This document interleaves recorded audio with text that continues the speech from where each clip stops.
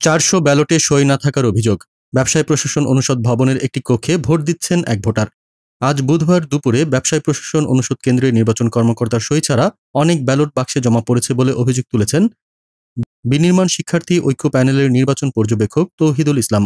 আজ বুধবার বেলা 2:30টার দিকে তিনি বলেন, ব্যবসায় প্রশাসন অনুষদে 400টি ব্যালট পেপারে সই ছিল না।